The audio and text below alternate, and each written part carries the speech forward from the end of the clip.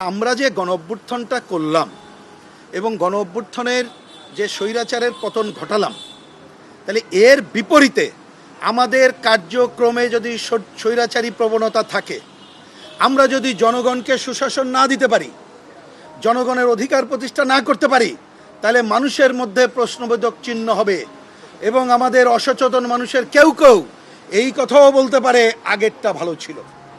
সুতরাং আপনাকে এমনভাবে কাজ করতে হবে আপনাকে এবং টিমকে, যাতে মানুষ এই কথা না বলতে পারে।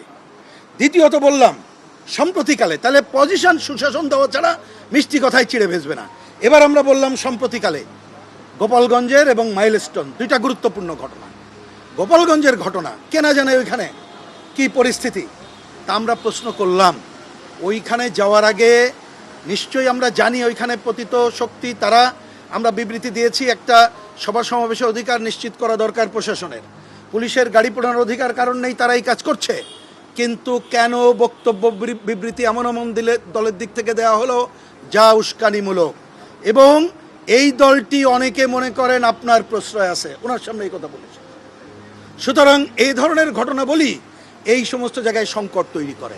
শুধু তাই না, পরবর্তীতে যে হত্যা হলো তার ময়না তদন্ত ছাড়া কেন তাদেরকে দাফন কাফন করা হলো, কেন দুইজন উপদেষ্টা যখন গেলেন আমরা পত্রিকায় দেখলাম তারা অনেক কিছু করলেন কিন্তু ওই নিহত হদের বাড়ি গেলেন না। তার মানে মানুষের পারসেপশনটা কি হয়? এর আগে পতিত স্বৈরাচার যখন মানুষ মারা গেছে কি হয়েছে? স্থাপনা নিয়ে কান্নাকাটি করছে। তাহলে তো দেখা যাচ্ছে বিষয়টা আপনাদের তেমন। তাহলে এই হলে তো আপনি পারসেপশন দূর করতে পারবেন না।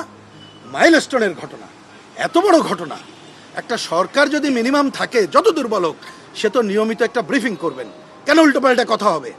তারপরে কোমলমতি ছাত্ররা, তারা শিক্ষক অভিভাবক যখন বিক্ষোভ করে, কেন ন্যাক্কারজনকভাবে পুলিশি হামলা চলল? সুতরাং এই ঘটনাগুলো আপনাদের সম্পর্কে মোটেই পারসেপশন ভালো করছে না। তাতে করে মানুষ কিন্তু মনে করছে যে এটা সরকার চালাইতে পারছেন না। এইটা কিভাবে দূর করবেন আপনাদের ব্যাপার, আপনারা উপদেষ্টা পরিষদ কিভাবে করবেন এইটা হচ্ছে ব্যাপার। ওনারা একটা কথা আর একটা বললাম যে আপনি দেখলাম প্রেস অনেক জায়গায় এইখানে এসে বলেন শুধুমাত্র পতিত শক্তির কথা। নিঃসন্দেহে পতিত শক্তি তারা তো নানা ধরনের সুযোগ নিতে চাইবে, কিন্তু আমরা বলেছি তিনটা শক্তি সম্পর্কে সচেতন থাকতে হবে এবং এই ব্যাপারে আপনাদের দায়িত্ব পালন করতে হবে। একটা হচ্ছে পতিত স্বৈরাচার, তারা যদি আসতে চায় সবাই মিলে মোকাবেলা করতে হবে, কিন্তু দেশের মধ্যে অগণতান্ত্রিক শাসনে বেড়ে ওঠা অপশক্তি আছে, তাদের বিষয়ে সচেতন থাকতে হবে, তাদেরকে প্রশ্রয় দেওয়া চলবে না। যদি মনে হয় প্রশ্রয় দিচ্ছেন সংকট হবে। আর একটা পরিষ্কার করে বলেছি আধিপত্যবাদী এবং সাম্রাজ্যবাদী শক্তি, ওনাকে কংক্রিট বলেছি। এই যে আমেরিকার সাথে যে অসম বাণিজ্য চুক্তি, এইখানে রাখাইনকে যে করিডোর দেওয়া, বন্দর দেওয়া, এইগুলো আধিপত্য এবং সাম্রাজ্যবাদের নিদর্শন। এইগুলো যদি আসে এবং আপনি যদি নীরব থাকেন বা প্রশ্রয় দেন, তাহলে কিন্তু অন্যরা সুযোগ পেয়ে যাবে।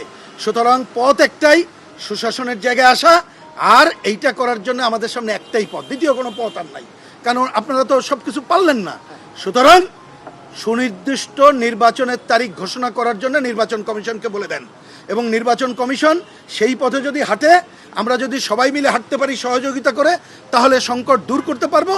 এবং আপনি কোনো দলের প্রতি আপনার মায়া মমতা বেশি এবং আপনার দল হিসাবে যদি চিহ্নিত হয়, তাহলে এই সংকট থাকবে। আশা করি সেটি করবেন না, এই কথা বলে আসছি। উনি বলেছেন, ধৈর্য ধরে শুনে বলেছেন, আমরা আগামীতে দেখি কি করা যায়। আমরা আশা করব যদি ওনারা পজিটিভ ভূমিকা নেয়, আগামীতে ডাকলে হয়তো বা আসবো। যদি দেখি এই কথা শুনে কাজ হচ্ছে না, ডাকলেই আসবো, এমনটি চিন্তা করলে